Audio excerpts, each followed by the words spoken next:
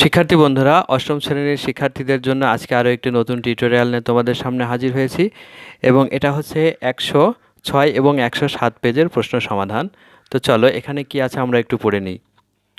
Read the story in activity 8.3.1 again in groups or pairs. Discuss the reason to use the particular verb forms of the sentences in the given table.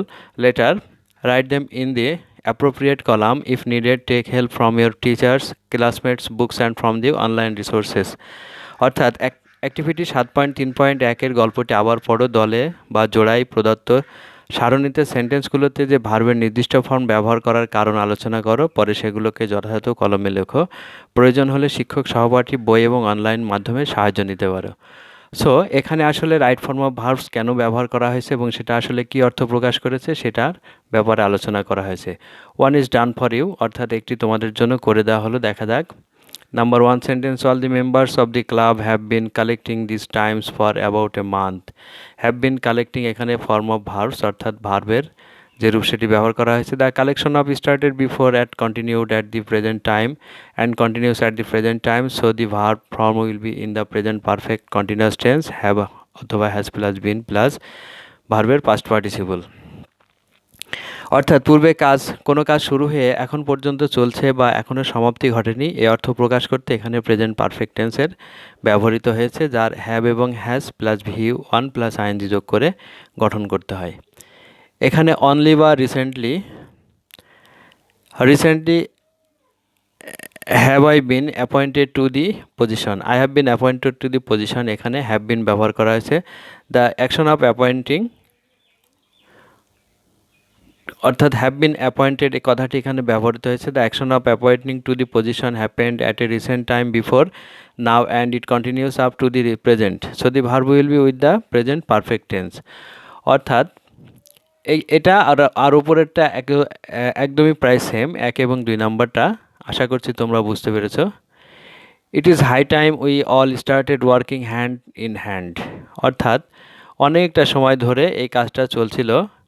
এখানে description বক্সে লেখা আছে, দেখো, it is high time we mean a long time ago, so the verb will be the first simple.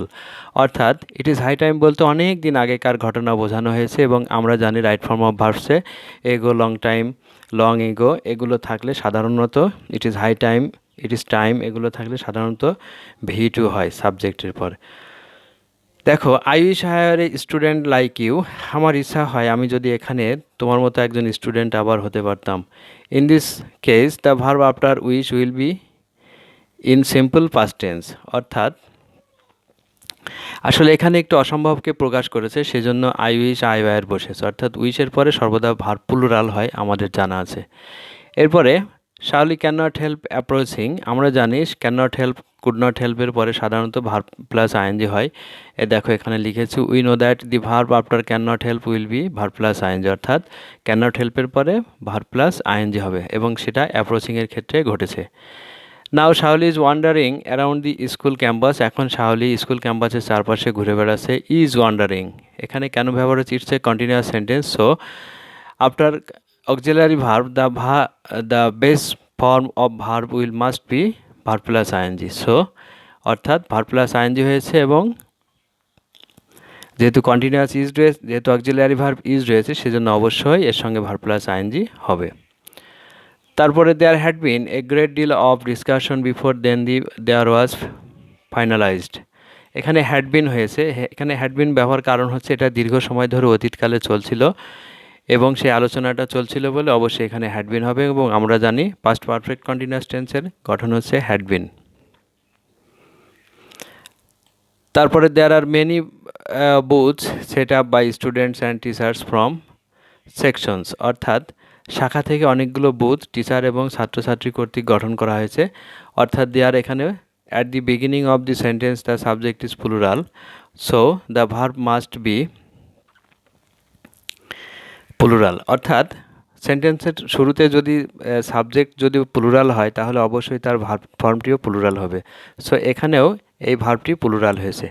So আশা করছি আজকের এই ভিডিওর মাধ্যমে তোমরা রাইট ফর্ম অফ ভার্বসের ব্যবহার সম্পর্কে বুঝতে পেরেছো।